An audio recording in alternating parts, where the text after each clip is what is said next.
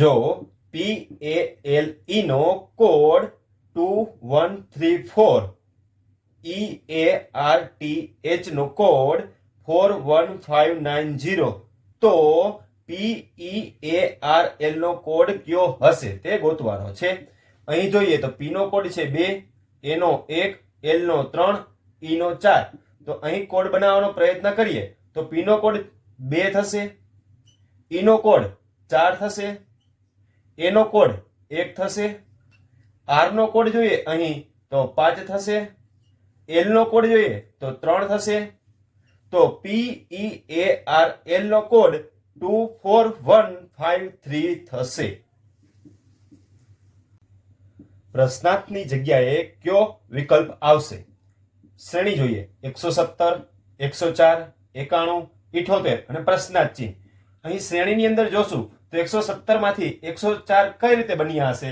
તો અહીં 117 માંથી 13 બાદ કરીએ તો 104 બનશે.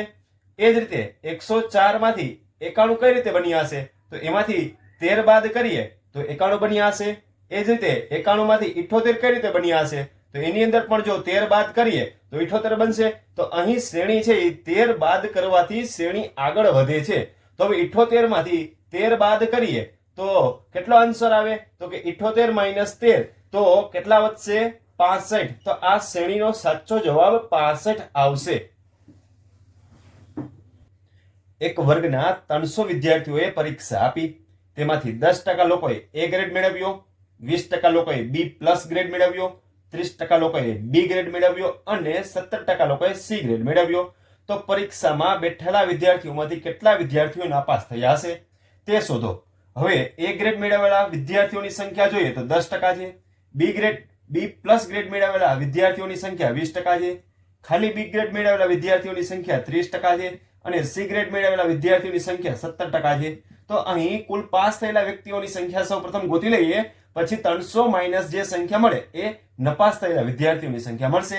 તો 300 ના 10% તો 30 થશે, 300 ના 20% 60 થશે, 300 ના 30% 90 થશે, 300 ના 17% 51 થશે. આ સંખ્યા પાસ થયેલા વિદ્યાર્થીઓની મળે છે. તો ચારેય સંખ્યાનો સરવાળો કરીએ તો 231 મળશે, જે 231 વિદ્યાર્થીઓ પાસ થયેલા છે. હવે પ્રશ્નની અંદર નપાસ થયેલા વિદ્યાર્થીઓની સંખ્યા ગોતવી હોય તો 300 માઇનસ 231 કરીએ, જેથી કરીને નપાસ થયેલા વિદ્યાર્થીઓની સંખ્યા મળશે. તો બાદબાકી કરીએ તો 69 જવાબ આવશે, જે નપાસ થયેલા વિદ્યાર્થીઓની સંખ્યા દર્શાવે છે.